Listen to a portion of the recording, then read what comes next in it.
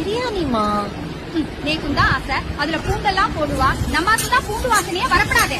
வந்தா என் மாமியார் என் பிராணனியே. ஹாய் பிரியா. நேக்கும் சந்தேகம்.